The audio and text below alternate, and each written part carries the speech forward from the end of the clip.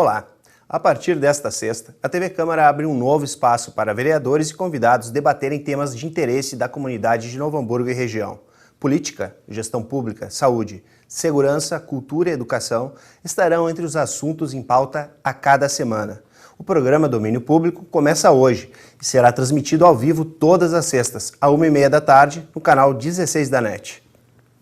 E em nossa primeira edição, estamos recebendo a presidente do Legislativo hamburguense, Patrícia Beck, o vice-presidente da Câmara, Nasson Luciano, e a diretora-geral da Casa, Raquel Tomasi. Olá, senhoras e senhor, obrigado pela presença. Gostaria de iniciar, então, pela vereadora Patrícia Beck. Vereadora, começamos hoje um novo momento para a TV Câmara aqui de Novo Hamburgo, que traz esse novo espaço de debate. Então, ainda com frio na barriga, mão suando, essa sensação de programa ao vivo, responsabilidade dentro da nossa Casa Legislativa, mas muito feliz, assim, e muito satisfeita com mais um grande trabalho que a imprensa da nossa casa e a TV Câmara está desenvolvendo e oportunizando para que a gente possa estar aqui conversando um pouco mais com o cidadão hamburguense, trazendo um pouco mais do trabalho que a gente realiza, né, vereadora e a nossa diretora-geral aqui, e agradecer a oportunidade da gente estar estreando junto para contar, assim, um pouco do nosso trabalho, assim, esse bastidor, assim, né, de fazer a gestão da Câmara de Vereadores, que é um desafio enorme. Sim. A mesma pergunta estendo ao nosso vice-presidente. Cumprimentar os nossos telespectadores da TV Câmara, canal 16 da NET, né, bem como aqui a vereadora, a nossa diretora, e o Jaime, que é o nosso mediador. E parabenizar vocês por essa iniciativa, Jaime, porque afinal de contas a gente tem um espaço, né, para ser utilizado nessa grade de programação, e nós sabemos que não é fácil também produzir conteúdos e manter toda a estrutura da imprensa da casa e ainda ter oportunidades de fazer outros trabalhos, mas eu vejo essa como uma iniciativa muito importante, principalmente porque, embora nós estejamos aqui sujeitos a algumas gafes pelo fato do programa ser ao vivo, isso traz também para as pessoas aquela noção da realidade, de fato, que todos nós, embora tenhamos uma vida exposta por sermos políticos ou por ocuparmos cargos públicos importantes aqui no município, somos todos feitos de carne e osso, né? E somos seres humanos falíveis como todos os outros sujeitos ao erro. Então, acho que esse programa tem uma importância muito grande também no sentido de trazer assuntos para serem debatidos, né? Assuntos que são pauta na nossa cidade,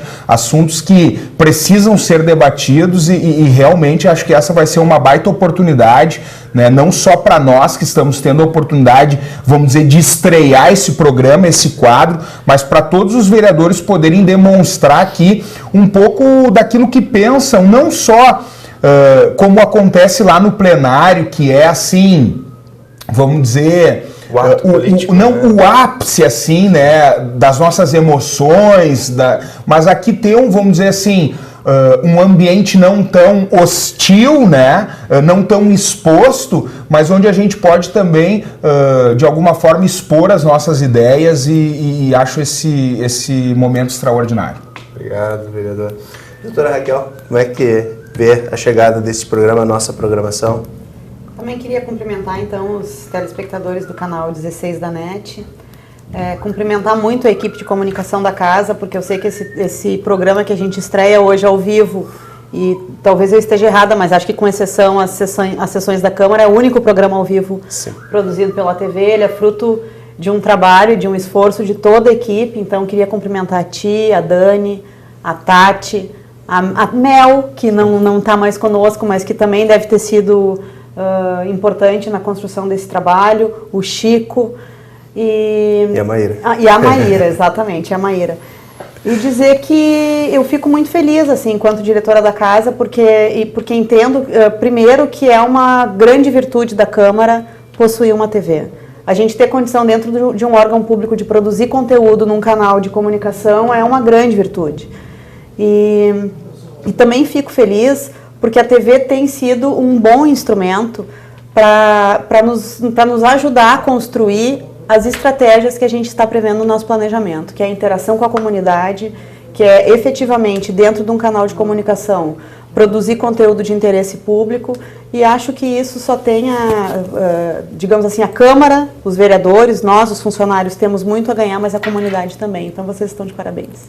Tem uma questão que permeia a comunicação pública que a gente vê, por exemplo, a questão no nosso estado da TVE, que tem enfrentado dificuldades em função das restrições de finanças, né? E também em nível Brasil, tem a TV Brasil, que também enfrenta algumas alterações, até em função da troca de governo, da forma da ruptura como foi feita. E a comunicação pública, ela é prevista na Constituição. Então, desta forma, qual é a importância dessa comunicação pública para a nossa sociedade? Né? Fica à vontade aí, quem quiser responder, iniciar esse debate, né, sobre a comunicação pública. É que eu acho que a gente está vivendo um novo momento, assim, no país, onde as pessoas elas passam a perceber que é importante elas se interessarem pela política, que elas não são distantes da política, mas que elas são atores principais. E que ver um político falar não é uma chatice. É ver o seu funcionário falando, é ver de que forma ele está conduzindo a sua rua, o seu bairro, a sua cidade, o seu estado e o seu país. Então, é uma pena, assim, a gente ver que como a TVE, que um dia já foi uma grande TV, que teve toda uma valorização no nosso estado, hoje ela não é mais o que ela era. Mas eu acho que um bom gestor vai perceber isso, que ela pode ser um grande instrumento de comunicação com a comunidade, de não só levar aquilo que o governo faz, que as ações do governo acontecem no dia a dia, porque acontecem, tem problemas, mas tem muitas coisas boas que acontecem também, que às vezes as pessoas não ficam sabendo. Então, o bom gestor de perceber isso e utilizar a televisão até como um instrumento de comunicação. Por exemplo, eu sei que a gente tem um WhatsApp que as pessoas podem interagir. Eu publiquei na minha rede social e já divulguei o WhatsApp, porque enquanto a gente está falando, pode surgir uma dúvida e a gente pode dar essa explicação para as pessoas. Porque é tanta coisa no nosso dia a dia, a política é uma caixinha de surpresa. Então, é o nosso mandato, são as questões que envolvem política estadual e política nacional, são as questões partidárias, é um conjunto muito maior do que as pessoas podem imaginar. É o convívio. Dentro da Câmara de Vereadores, por exemplo, é onde estão as bandeiras políticas da cidade. Então, é aqui que tem a discussão de ideias, as divergências, e sempre convergindo porque é melhor da população. Mas é muito natural, assim, que se tenha dias intensos e dias cheios, e que talvez passe por nós, como disse o vereador Nasson, porque a gente é ser humano, a gente pode falhar, não por uma falta de vontade de comunicar para o cidadão, mas por uma falta de tempo mesmo, de uma provocação. Então, quanto mais eu acho que o cidadão tem essa oportunidade através dos veículos de comunicação, por mais que se tenha hoje a rede social e um telefone na mão, né? A gente tem lá o Face da TV Câmara, que também pode ser utilizado pelo cidadão. Eu acho que a televisão ela é um instrumento que a gente não pode perder. A gente tem que resgatar de alguma forma e, como eu disse, acreditando muito nesse novo momento onde as pessoas elas têm percebido a importância de não serem mais alienadas políticas. Tem uma questão que eu estava conversando antes de iniciar o programa com a diretora Raquel, sobre a diferença que a gente tem de comunicação pública e a comunicação estatal, né? Governamental. Então, essa governamental, gostaria que a senhora pudesse conversar um pouco sobre isso também. Eu acho que essa tua questão, assim, a questão inicial que tu levantaste, a gente precisa tratar ela de duas formas. Primeiro, assim, é o porquê que a Constituição prevê a comunicação pública, né? Ela prevê a comunicação pública como uma possibilidade de equilíbrio e de contraponto. Como um direito, né? Com a comunicação privada, que é uma concessão pública, que deveria ter, em função disso, uma regulamentação que não acontece, e que se propõe, então, a comunicação pública como um contraponto, né, digamos assim, a comunicação privada, que é, como tudo aquilo que necessita do mercado para sobreviver, também dita regras, né, a comunicação privada dita regras. Então, essa é a primeira questão. A segunda questão é que a comunicação pública, ela não pode ser só governamental. Por óbvio que se a gente tem uma comunicação dentro dos governos, dentro dos parlamentos, estes órgãos de comunicação precisam servir para construir marcas, para construir imagens, para divulgar programas, para fazer o contraponto entre o cidadão e o fazer política, mas também é muito necessário fazer isso que a gente está fazendo aqui, está começando a fazer aqui. Na verdade, já se fazia com programas gravados, mas que estamos fazendo aqui ao vivo, que é produzir conteúdo de interesse público. Porque é isso, uma coisa é tu fazer comunicação governamental, e divulgar aquilo que o governo faz, divulgar programas, divulgar imagens, que é legítimo, que é importante, que também atende a uma parte do interesse público. A outra coisa é produzir conteúdo que possa fazer com que as pessoas não sejam só receptoras da informação, que elas possam também protagonizar, interagir. Então, acho que essas duas é muito rápido para a gente tratar de um assunto tão complexo, mas acho que... Mas é bom a gente trazer esse assunto à discussão. Mas ainda sobre essa questão, eu queria estabelecer um outro viés para o debate, que é o seguinte: eu acho que o enfraquecimento dessas TVs se deve muito também à grande pressão que acontece por parte, vamos dizer assim, das TVs que têm as concessões públicas, né? Porque, de fato, a contrapartida que elas dão, ela é muito pequena, né? E me parece que o que nós deveríamos fazer seria começar trabalhando uma mudança na legislação. E eu vou dizer por quê. Afastada a questão da promoção pessoal, que aí não é saudável para ninguém, o político, quanto no exercício do seu mandato, utilizar desta força para cometer um abuso, né, e se aproveitar disso pessoalmente. Mas afastado isso, com toda a capacidade que a TV tem de atingir as pessoas, por que não investir, por exemplo, num equipamento de ponta para a TV Brasil, para a TVE, para hoje em dia, com essa questão toda da mudança para a TV digital, as pessoas terem um acesso de qualidade nas suas residências.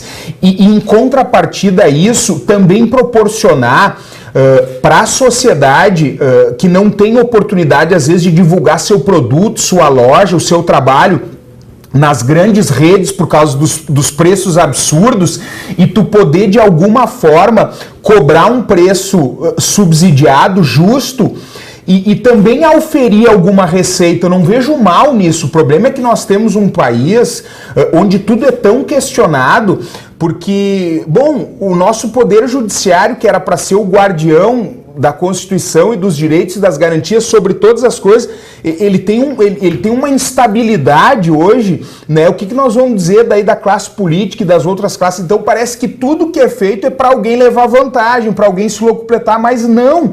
Se nós tivéssemos uma política séria, por que a TVE não pode vender anúncio, por exemplo, para uma empresa que não tem condições de anunciar na RBS, por exemplo, que é caríssimo cada segundo, e aí tu ia promover ali, às vezes, uma pessoa que tem uma condição de empreender, e a TV teria condições de fazer um fundo para auto-investir nela, porque ela não tem o objetivo de visar lucro, mas ela precisa se manter, ela precisa se modernizar. Aí nós temos, assim, hoje, né, a tecnologia da TV, dos equipamentos, assim, numa velocidade tremenda de modernização, e os nossos espaços públicos, que poderiam ser espaços de qualidade para o cidadão fazer a sua contribuição, sucateado. Daí tu chega lá, o microfone é ultrapassado, a câmera é uma imagem completamente defasada, porque ela é antiga, porque não tem dinheiro, porque não sei o quê.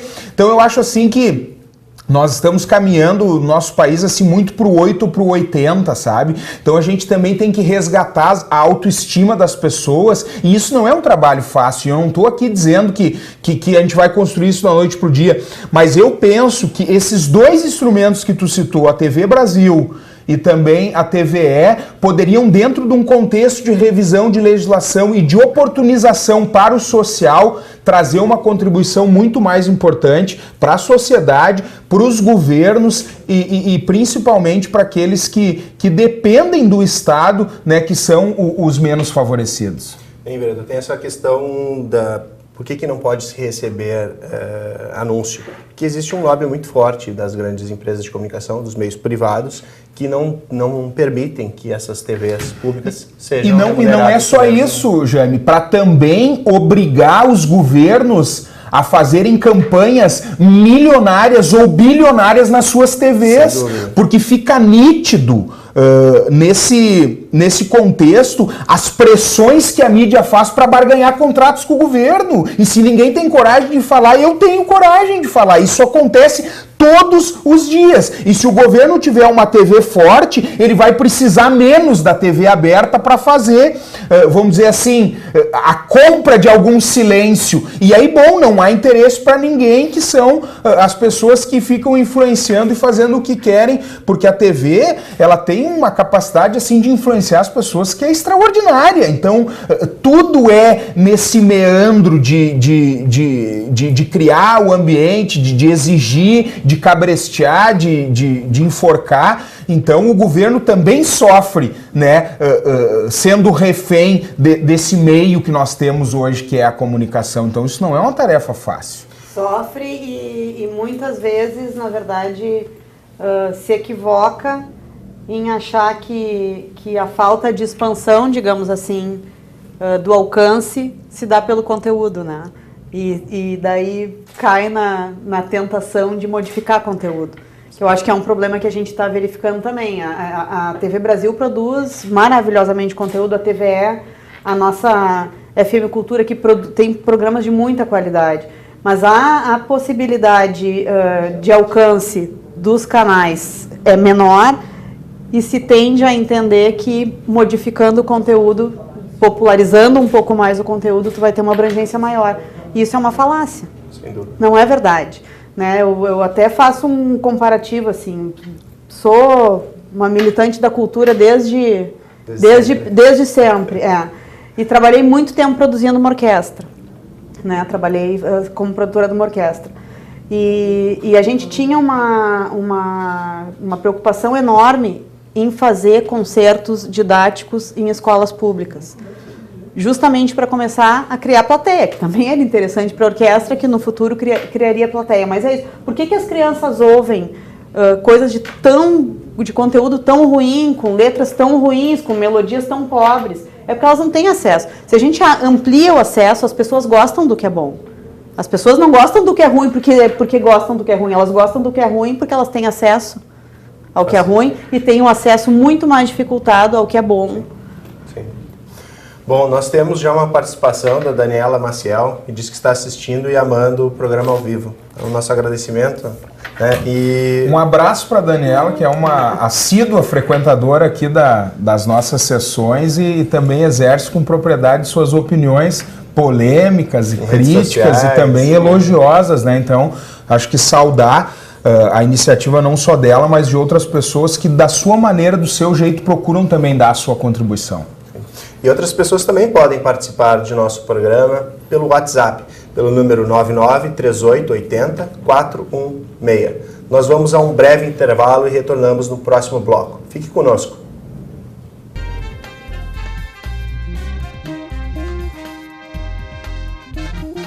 O Brasil é o quarto maior emissor de gases do efeito estufa do mundo. 75% dessas emissões vêm do desmatamento. Nos últimos 5 anos, a Amazônia perdeu 4,5 campos de futebol por minuto. São milhões de toneladas de gases de efeito estufa aquecendo o planeta. Enquanto isso, produtos oriundos do desmatamento ilegal da Amazônia são consumidos. As queimadas são o principal instrumento para transformar a floresta em pastagem. Todo esse processo contribui para o aquecimento global.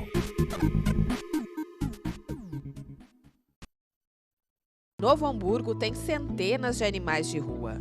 Diariamente, cães e gatos são abandonados por pessoas que não estavam cientes da responsabilidade que é ter um animal de estimação. O Canil Municipal acolhe alguns desses bichinhos, mas não tem condições de abrigar todos.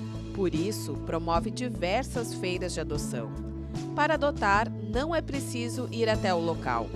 As adoções podem ser feitas às terças na Praça do Imigrante e às quintas no Centro Administrativo Leopoldo Petri. As feiras ocorrem das 9 da manhã às 4 da tarde. Se você deseja de verdade ter um amigo peludo, não compre. Dê um lar a um cãozinho ou felino que necessita.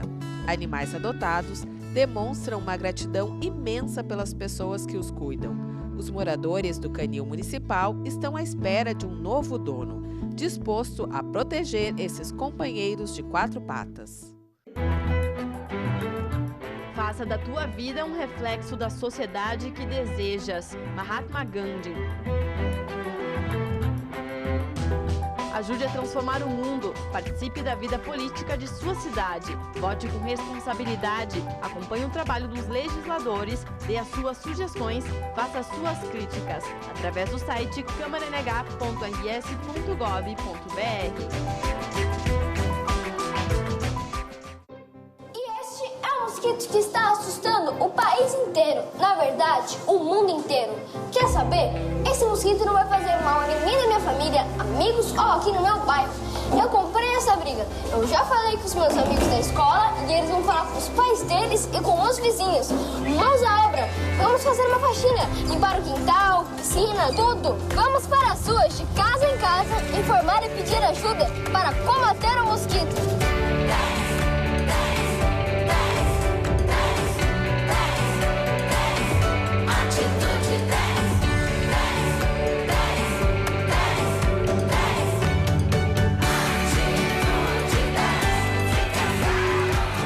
Favor pra gente, fala com todo mundo sobre isso. Um mosquito não é mais forte que um país inteiro. Atitude 10, 5-0! Ministério da Educação, Governo Federal.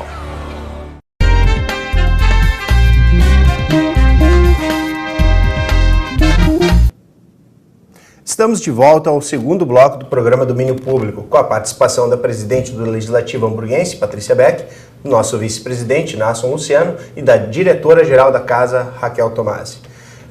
Nesta semana nós tivemos um fato importante, né, que aconteceu aqui na Câmara, que foi a votação do Plano Plurianual, o dito PPA. Qual a importância dele para a administração pública?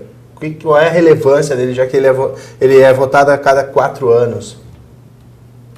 Assim, esse debate é um debate bastante importante de ser feito, né? Porque as pessoas elas não compreendem muitas vezes como se montam, vamos dizer assim, as estruturas financeiras para a gestão dos governos, né?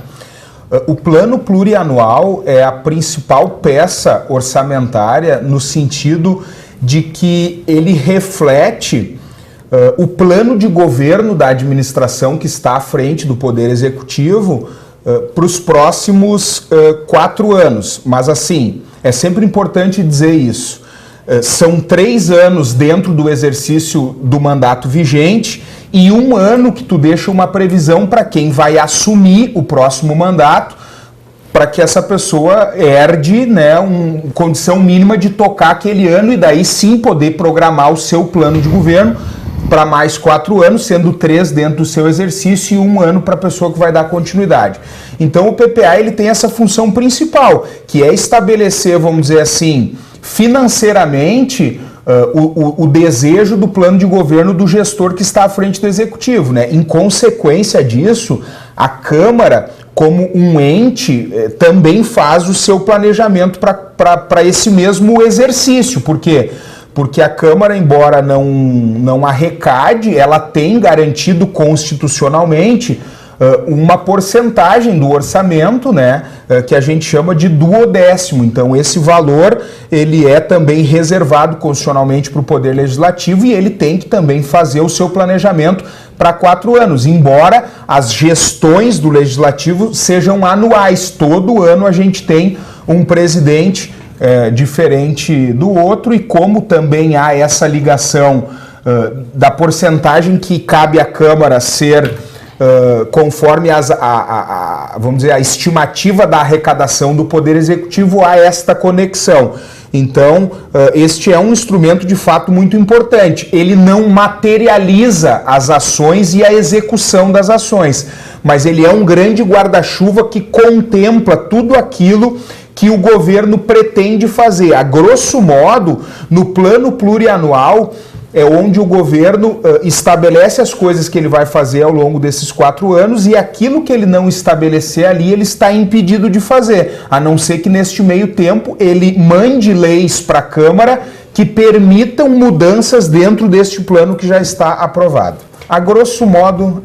Sim. Tem uma questão que é a seguinte: da mesma forma que o Executivo monta essa peça, cabe ao Legislativo montar a sua peça para os próximos 4 anos. A gente está falando que neste ano é feito pela mesa diretora, né, com como é feita essa discussão entre os outros vereadores, até porque na próxima mesa eleita em dezembro, eles não vão ter essa mesma possibilidade de fazer um PPA, porque o PPA é feito no primeiro ano da legislatura. Então, como é feita essa negociação? Como é que vocês conseguem colocar essas questões, né, em prática? Eu vou dividir um pouco com a diretora da casa, porque nós buscamos fazer a montagem do nosso PPA com a equipe técnica da casa. Por quê? Porque uma coisa é o que o vereador Nasson falou, é o que a Câmara tem direito constitucionalmente e que eu estudei diversas formas de tentar até achar uma forma de reduzir para que daqui a pouco a Câmara pudesse dizer, olha, a gente vai economizar no início do ano 1 milhão e a gente quer que seja aplicado na saúde. Bom, e é essa a vontade dos vereadores. E não é só por um capricho, uma vontade, mas porque os vereadores é que têm esse papel no meio da sociedade de perceber algumas carências que às vezes o governo não percebe como a gente que está na ponta, né? Mas não tem como, assim, a gente então fez um PPA muito com a nossa equipe técnica, né? E agora, com a lei de diretrizes orçamentárias e o orçamento, é que a gente vai discutir mais com os vereadores. Por quê? Porque agora é a hora de dizer, olha, a gente tem tanto para gastar, mas a gente vai gastar aqui porque a gente sabe que na outra ponta está faltando um recurso e que a gente pode economizar para atender aquela parte do recurso, seja na saúde ou seja na educação. O vereador, como um agente político, ele consegue perceber isso. Mas mais do que isso, assim, ele tem um papel fundamental de fiscalização em cima disso. Porque eu acho, sinceramente, o PPA é uma peça muito fictícia, assim, eu gosto de me ater muito na LDO e no orçamento.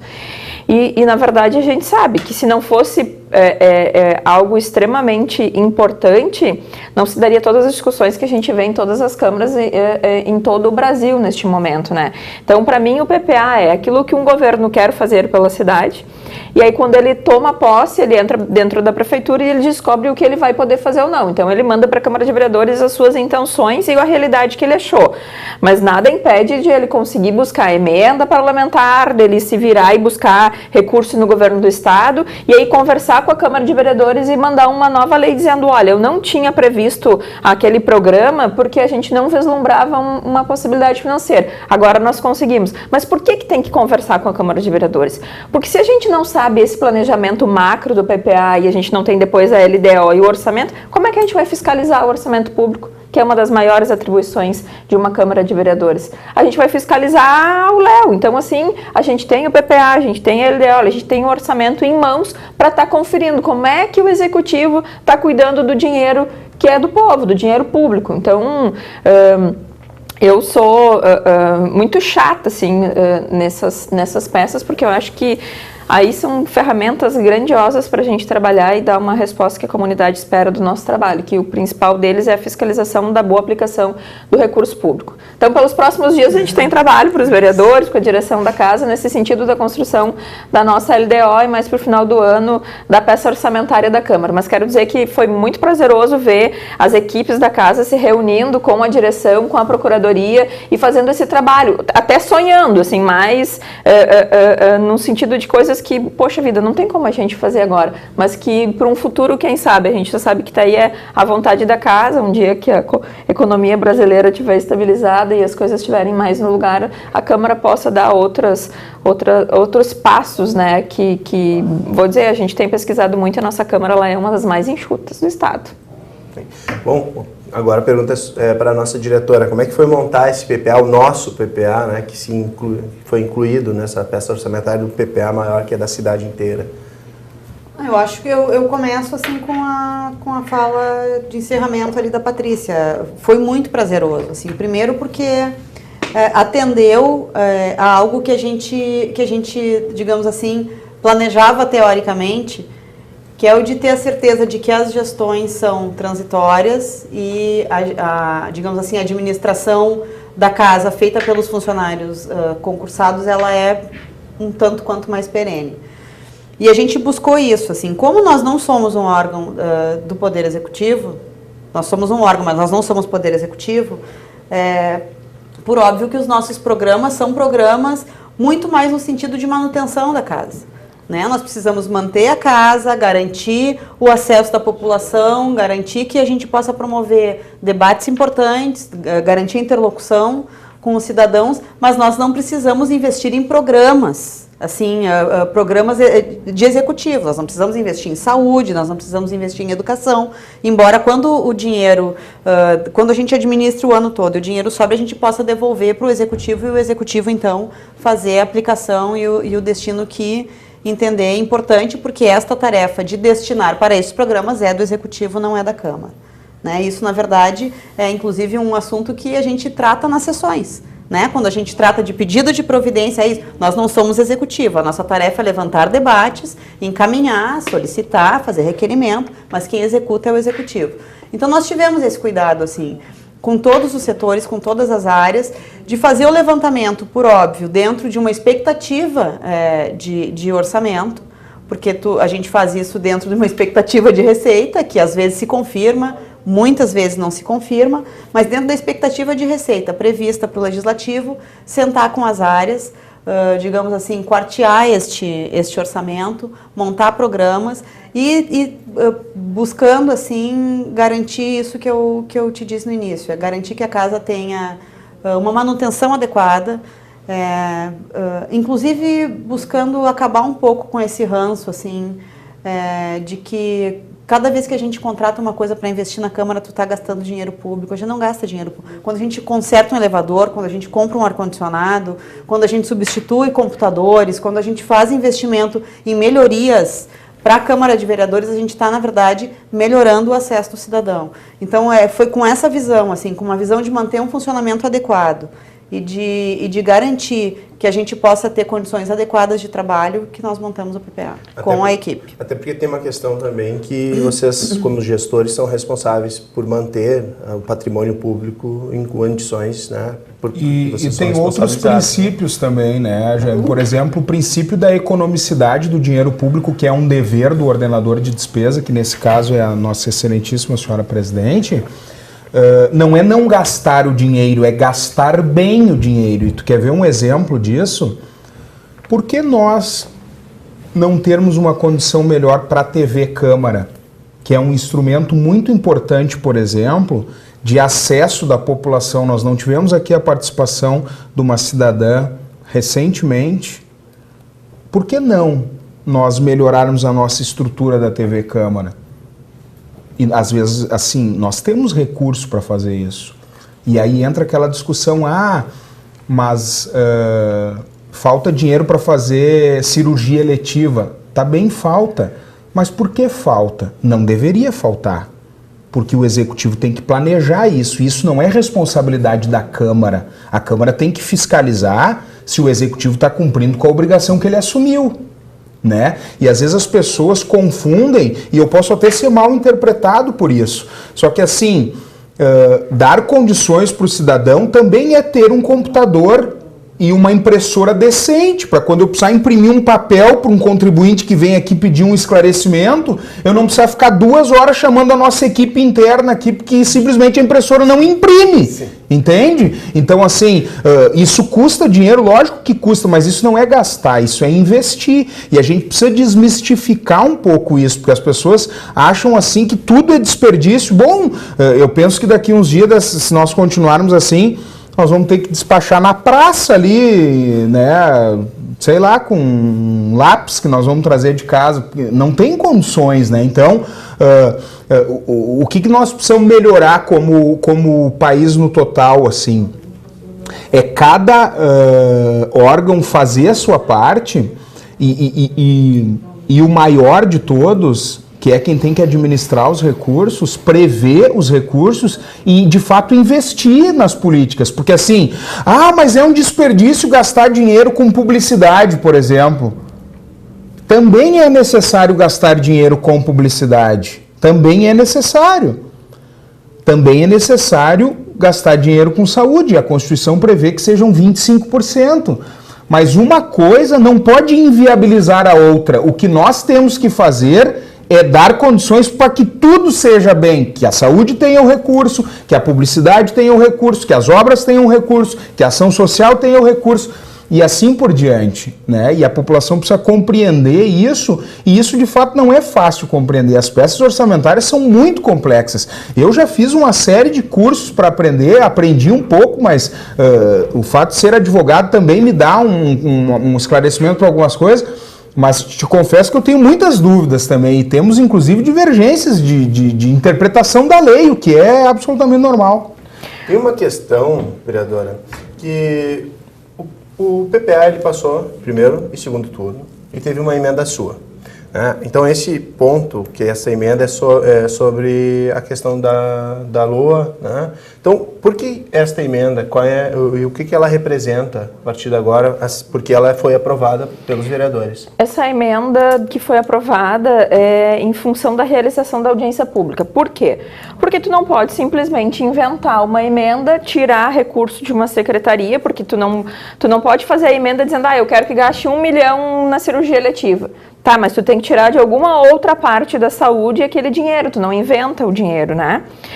Então, a audiência pública tem essa intenção de dialogar vereador, Câmara de Vereadores, Executivo e a comunidade, para que a gente possa debater algumas questões que é o 5º ano que eu estou aqui dentro, e às vezes chega no dia da votação algumas pessoas dizendo, nossa demanda não foi contemplada. Aí a gente fica naquela situação de emendar, como aconteceu agora com uma emenda também do Restaurante Popular, que a gente teve que dividir o valor dos 4 anos, porque um ano não estava contemplado, estava zerado. Então se diminuiu.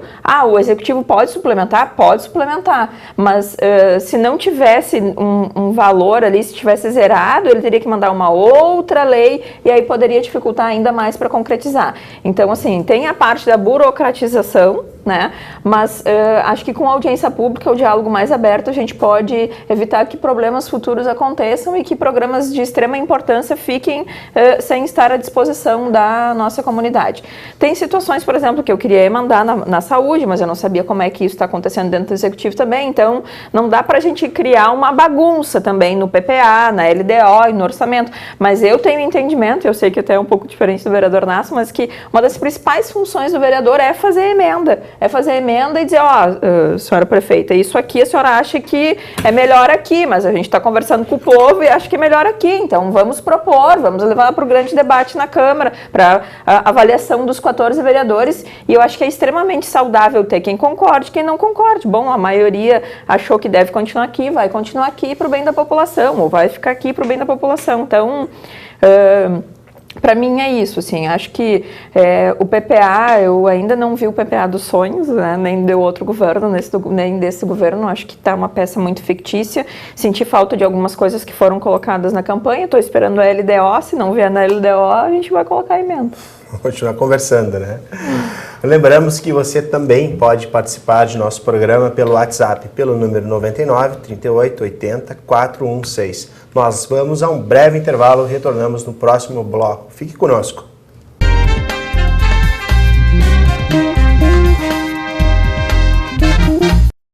O Brasil é o 4º maior emissor de gases do efeito estufa do mundo. 75% dessas emissões vêm do desmatamento. Nos últimos 5 anos, a Amazônia perdeu 4,5 campos de futebol por minuto. São milhões de toneladas de gases de efeito estufa aquecendo o planeta. Enquanto isso, produtos oriundos do desmatamento ilegal da Amazônia são consumidos. As queimadas são o principal instrumento para transformar a floresta em pastagem. Todo esse processo contribui para o aquecimento global.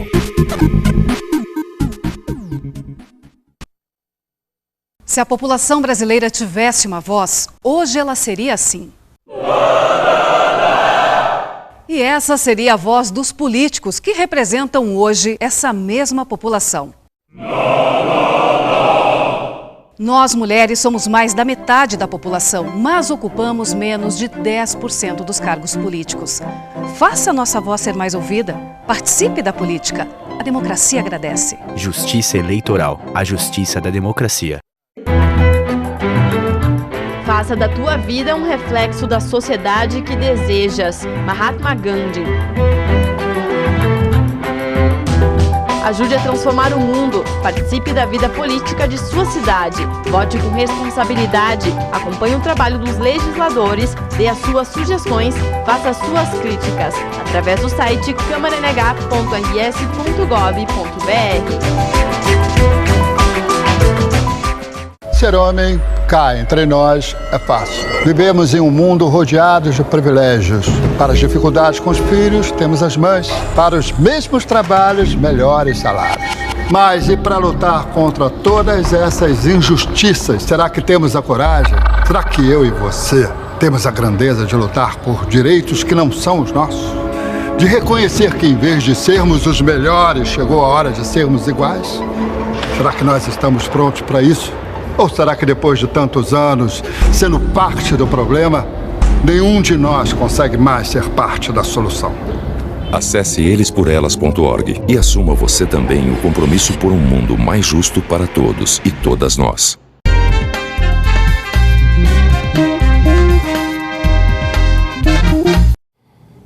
Estamos de volta ao terceiro e último bloco do programa Domínio Público, com a participação da presidente do Legislativo hamburguense, Patrícia Beck, do vice-presidente da Câmara, Nasson Luciano, e da diretora-geral da Casa, Raquel Tomasi.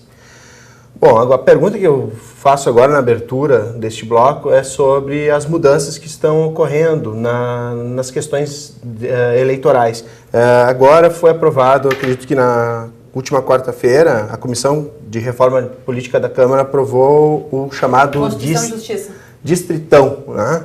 Então, gostaria de conversar primeiro o que é esse Distritão e o que pode modificar no regramento já para a próxima eleição, já em 2018. Pois é, vou deixar para os doutores que têm OAB e estão mais estudados. Acho que o assunto do que eu, para um entendimento, primeiro é importante dizer o seguinte, né? O texto dessa reforma, ele não é de domínio público. Então a gente tem... Não há esse debate, não há esse debate. Não há o debate e o texto ainda não está aberto. Então a gente conhece um pouco assim daquilo que tem sido vazado e debatido nas esferas menores. Mas a grosso modo o que a gente pode dizer é o seguinte, no Distritão, o Estado funciona então com o caráter de distrito. Nós temos hoje 31 deputados federais 31 e 55 estaduais. Se abstrai a questão de coligação, de voto em coligação, de voto... Na verdade, se tira o sistema proporcional. Né? Hoje a gente tem o sistema proporcional. Os partidos eleitoral. Eles se coligam, dividem-se o número dos votos válidos pelo número de cadeiras e isso vai dar um coeficiente eleitoral. O coeficiente eleitoral foi 100 mil votos. A cada 100 mil votos que o partido ou a coligação unidos fazem, o mais votado tem direito a ocupar a cadeira. Então, sei lá, o meu partido fez 300 mil votos, vai ter direito a colocar 3. Os 3 mais votados vão entrar. Isso acaba. Agora entram os 31 mais votados, independente de coligação ou de partido político. Vai lá, um fez 200 mil votos, esse é o primeiro. O segundo fez 180, é o segundo. Para ilustrar, assim, por exemplo, em eleições passadas nós tivemos o Roso, que era vice-prefeito de São Leopoldo aqui, que na coligação do PCdoB com o PSB, a Manuela Dávila fez 500 mil votos e ele com 28 mil votos foi eleito deputado federal. Nesta mesma eleição, a Luciana Genro, do PSOL, fez mais de 150 mil votos e ficou de fora porque o partido dela não atingiu o coeficiente eleitoral para botar uma cadeira. Então, neste caso, o Roso teria ficado fora e a Luciana teria sido eleita porque ela estaria entre o rol dos mais eleitos. A dificuldade, porque isso a grosso modo parece ser bom, a gente olhando e ouvindo agora a explicação que eu dei, muitas pessoas dizem, meu vereador, mas isso não é ruim, isso é bom. É bom em termos, porque qual é a motivação deste Congresso fazer isto agora? Justamente. Para que eles sejam privilegiados. Por quê? Porque eles têm os seus mandatos, né? Eles têm as estruturas montadas e eles terão, então, mais condições do que lideranças jovens e promissoras de atingirem o número ideal para estarem entre os eleitos. Então, assim... E acho que essas lideranças nem terão acesso, porque, na verdade, se tu lançares lideranças jovens, intermediárias, com não capacidade de eleição, tu ainda digamos assim, pode comprometer a eleição de um que já esteja garantido. O que acontece? Os partidos vão começar a fazer cálculos, né? O PTB na última eleição, que é o meu partido, colocou 3 deputados. Ele vai olhar para o cenário e vai pensar quantos deputados eu posso colocar.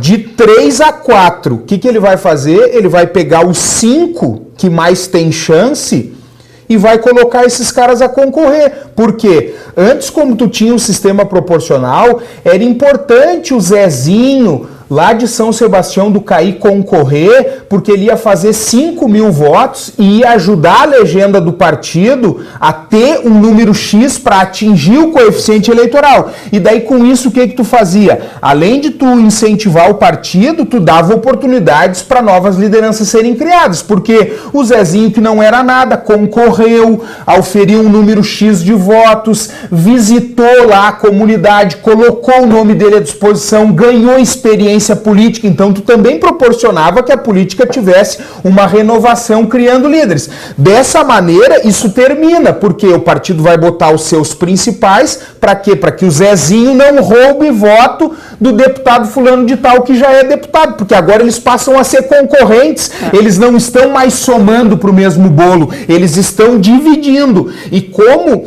o fundo partidário, esse que eles criaram de 3,6 bilhões para financiar as campanhas, vai ser destinado aos presidentes nacionais dos partidos, ter mais candidatos significa ter menos recursos disponíveis. Então, quanto menos candidatos os partidos colocarem, mais recurso para investir nas candidaturas, vamos dizer assim, de ponta vão sobrar. Então, isso é extremamente benéfico para quem já está no mandato e extremamente maléfico para a renovação da política que a gente espera. Porque, bom, para o eleitor exercer, vamos dizer assim, as opções de renovação, ele precisa ter à sua disposição quem vai trazer essa renovação. E se tu tira todas as possibilidades, bom, tu acaba com a chance do eleitor fazer isso, né? Tem só uma questão que me parece curiosa, que eles estão fazendo propondo essa alteração no momento em que o Brasil está totalmente ainda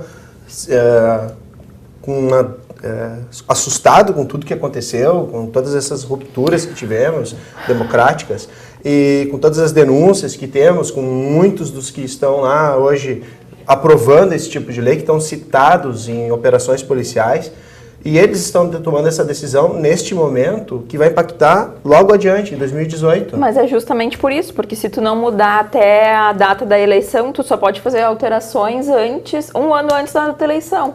Então é o mês de setembro, agosto e setembro que eles têm para fazer as mudanças, né? Então por isso que eles estão fazendo a toque de caixa. Tem outras coisas em jogo aí. Eu li, acho que uns 15 dias atrás, logo após a fatídica votação do Temer, que a base reuniu e solicitou o seguinte: para poder pautar a reforma da Previdência, nós só vamos pautar e aceitar colocar em votação se fizer a reforma política. Então, digamos assim, é uma espécie de construção ali. Sim, porque é um acordo, na verdade, para este Congresso que passe a reforma reforma política. Interessa para o Temer que passe a reforma da Previdência. Então, eles estão costurando. Inclusive, para os deputados que estão sendo investigados manterem suas estruturas de poder, seus imunidade parlamentar, foros privilegiados, imunidades parlamentares e outras coisas. E isso de fato, assim, se nós tivéssemos hoje, de norte a sul do nosso país, assim, eu vou isentar 20% dos nossos políticos, tá? Desses do cenário nacional. Se nós tivéssemos 80% de políticos minimamente sérios e comprometidos com a vontade do povo e não com seus interesses particulares, nós chamaríamos uma constituinte dizendo o seguinte: os deputados e senadores que fizerem parte desta constituinte não poderão concorrer por 8 anos. Porque daí o que tu ia estar fazendo? Tu ia botar uma responsabilidade na mão de um cara que não vai legislar para ele. Porque o que aconteceu lá em 88? Os nossos constituintes, não vou generalizar, mas a maioria legislaram para eles mesmos, porque eles fizeram a Constituição, em seguidinha concorreram e muitos estão até hoje nos cargos. Foram revezando, às vezes é senador, às vezes é deputado federal, às vezes é governador do estado, e se perpetuam no poder. Então o que acontece? Se nós tivéssemos uma constituinte com essa obrigatoriedade de afastar, nós teríamos ali pessoas que iam construir uma legislação séria. Porque assim, o cara que quer ser candidato, bom, eu não posso ser constituinte, porque eu vou querer ser candidato, então eu fico de fora. E aquele cara que vai lá, eu não vou poder ser candidato, então se eu vou lá eu tenho que fazer um trabalho. Essa é a única maneira da gente ter, de fato, né... Mas é brabo a gente ter que chegar a esse ponto, né, e, tipo, porque na verdade a gente tá aqui pensando pra população. Por que os deputados também não podem pensar na população? Tipo, vou fazer história no Brasil, posso ficar de fora na outra eleição, mas fiz história pro meu país e ajudei a modificar ele. Porque no fundo era isso que eu gostaria de ouvir, entendeu? Mas é que o nosso Congresso, que eles vão mudar as leis e vão ficar de fora. Não tem condições de fazer isso, até pelo comprometimento, né, vereador? Claro pelo que amor de Deus. Mas veja que ponto a gente chega. Hoje a gente tem, assim, casos... como é que o Lula dizia? Nunca aconteceu na história desse país. Porque é o seguinte, gente, tu pensou, por exemplo, assim, eu vou citar um exemplo aqui, do Aécio Neves, tá? Pô, tem provas lá que o cara pegou a grana, o irmão, o primo, todo mundo recebeu dinheiro, tem materialidade, tem tudo. Daí o cara é afastado por 30 dias, tá? Eles botam ele lá numa cadeirinha de pensar, que nem a gente faz com o filho quando ele desobedece. E aí depois de 30 dias, tu traz o cara, não, agora ele deu uma refletida, ele vai dar uma segurada, vai se comportar melhor, daí tu devolve o mandato. E dias depois, esse cara tá votando no Congresso a extinção dos direitos dos nossos trabalhadores. Esse cara tá lá votando, dizendo, isso é melhor pro país, isso não é bom pro país. Mas com que moral esse cara tá lá fazendo isso? Um fato gerador muito mais importante do que foi o fato que afastou o Delcídio, por exemplo. Não, e daí tu pensa... Não vou comparar com o presidente, vou comparar um senador com um senador. Nós estamos falando do senador, mas daí tu pensa que a nossa liderança máxima do nosso país, né... Tem lá o vídeo com o cara que é o testa de ferro dele correndo com 500 conto dentro de uma mala, entendeu? E aí o cara vai ficar até o final do mandato. Pelo amor de Deus, esses dias eu vi o vereador Felipe, que é nosso colega aqui, comentando que, eu acho que era um presidente da Alemanha, um país europeu aí, ele foi acusado de ter plagiado uma tese de doutorado. Imediatamente renunciou ao cargo. Imediatamente renunciou. Sabe? E aí tu tem ali um presidente que tá lá com o número 1 dele, com a materialidade, com o dinheiro. Não é o fulano, empregado da ciclana, marido do... que disse que ouviu falar. Não, tá ali gravado. É porque tem aquela frase, pau que dá em Chico não dá em Francisco, né? Não é igual para todo mundo. A nossa justiça não é igual para todos. É quando convém, né? Então, assim, né, teve um determinado momento que convinha para eles. É só olhar os discursos nos votos dele em relação ao Temer. Não, eu não estou julgando o que o atual presidente fez, eu estou dizendo que eu não quero o PT de volta. Mas espera aí só um pouquinho, então tu não está pensando no Brasil, tu está pensando em sigla, tu está pensando em situação partidária, como se em todos os partidos só tivesse santos e só tivesse demônios. Não. A gente sabe que os partidos têm pessoas do bem e tem algumas pessoas que querem se utilizar da política para bem próprio. Mas aí é que a gente tem que resgatar a força da instituição partidária para ela fazer o que diz o seu estatuto. Duvido que tenha algum estatuto partidário que não diga que se expulsa alguém do partido quando ele envergonha aqueles que são do bem, sabe? A reforma política vai enfraquecer muitos partidos. Com certeza. Não, ela não vai enfraquecer, ela vai terminar com os partidos. Quer ver, por exemplo, uma coisa que eles estão acabando e é uma situação... contribuição partidária. A contribuição partidária acabou. Ninguém que ocupa cargo público, nem vereador. Sabia que já tem jurisprudência do Superior Tribunal Eleitoral dizendo que a contribuição do vereador ela não é lícita, porque ele é considerado uma autoridade e ele não pode doar, assim como secretário, assim como diretor. Entende? Então, assim, o dinheiro do fundo partidário que deveria chegar nos partidos para pagar um aluguel, para pagar uma secretária, para pagar um curso de formação política, para que as pessoas pudessem evoluir como pessoa. Ele não chega.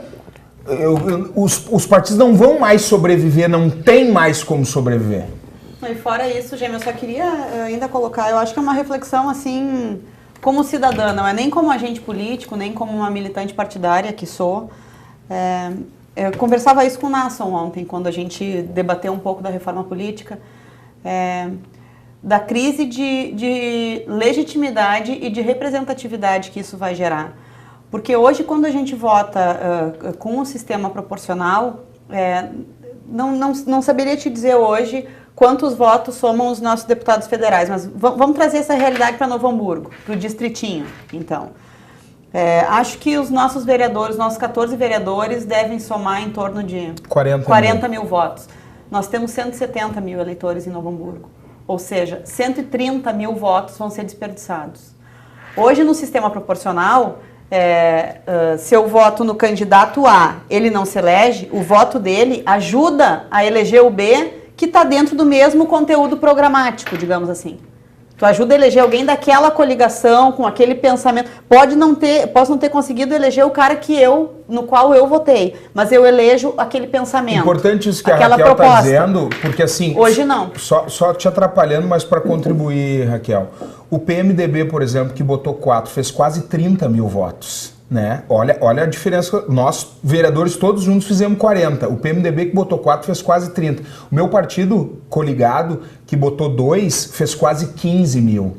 O partido da vereadora fez quase 12 mil. Ou 13, né, vereadora? Quase 12. Então, assim, o PP fez 22 mil, sabe? Então, a representação de quem acreditou no que ela está dizendo daquela... Numa ideia. Né, é muito maior, né? Assim tu vai esvaziar isso. Não, fica... Como cidadã, eu me coloco isso, assim, qual a legitimidade de um congresso que tem a expressão de uma quantidade tão pequena de votos? E a fidelidade partidária terminou a partir desse momento, porque cada um é dono do seu mandato, né? Infelizmente, eu acho que nosso tempo está chegando ao final. Eu acredito que esse tema, esse debate poderia ser para os 3 blocos, porque a gente tem a questão do distritinho que nós não falamos, né? Tem outras questões, o impacto disso, os impactos financeiros. É um assunto muito, muito interessante aí. Agora eu vou para as considerações finais. Vou começar com a nossa presidente sobre a participação no nosso programa, nosso primeiro programa do domínio público ao vivo. Mandar um grande abraço para Daniela Maciel, né? Eu coloquei lá o WhatsApp antes mesmo do apresentador divulgar e ela já sintonizou lá o canal para nos assistir. Então, e a todos os outros, né, telespectadores que participaram dessa nossa estreia. Agora a mão já parou de suar, agora a gente já se sentiu mais à vontade, mas é porque a gente sabe o tamanho da responsabilidade que a gente tem de estar aqui conversando com a nossa comunidade. Mas dizer que foi um prazer estar aqui com vocês, é sempre muito bom conversar com a Raquel, com o nosso vice-presidente, vereador Nasson, e assim, esse tipo de debate acontece muito aqui dentro. Então, deixar bem claro que a vida do vereador não é só na segunda-feira de noite na sessão e na quarta-feira à tarde. A gente tem as comissões permanentes, nós temos atividades diariamente. Vou contar para vocês, ontem era meia-noite, eu e a diretora estávamos no telefone resolvendo questões administrativas da casa.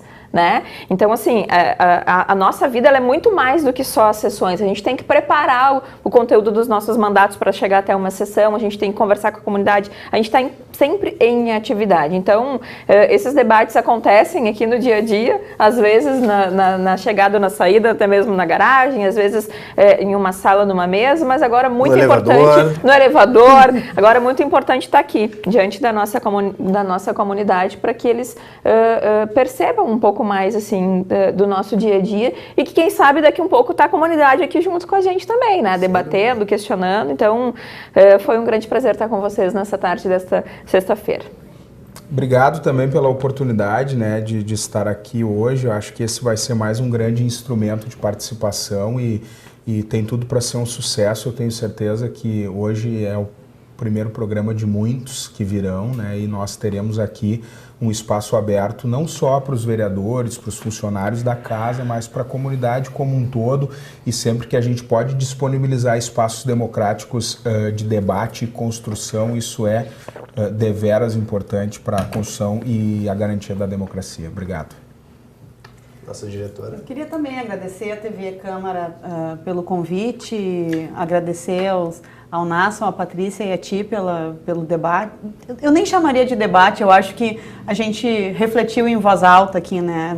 A gente tratou de temas que são temas importantes para a cidade, são temas importantes para a democracia, são temas importantes para a construção de horizonte, assim, e que tem, digamos assim, tirado muitas noites de sono de todos nós. Então é isso, são reflexões, às vezes até pouco conclusivas, né? Mas que a gente precisa fazer, precisa pontuar, e a Câmara é um espaço especial para isso. Na verdade, é o espaço desta natureza, onde os debates precisam ser pontuados, onde a gente precisa construir possibilidades e, então, mais uma vez, acho que vocês estão de parabéns. E eu agradeço o convite. E o programa de hoje encerra por aqui. Agradecemos a participação da presidente do nosso Legislativo, Patrícia Beck, do vice-presidente da Câmara, Nasson Luciano, e da diretora-geral da Casa, Raquel Tomasi. O domínio público será reprisado pela TV Câmara, mas você pode nos acompanhar no YouTube, pelo canal TV Câmara NH. Até a próxima sexta, com mais um assunto de interesse público.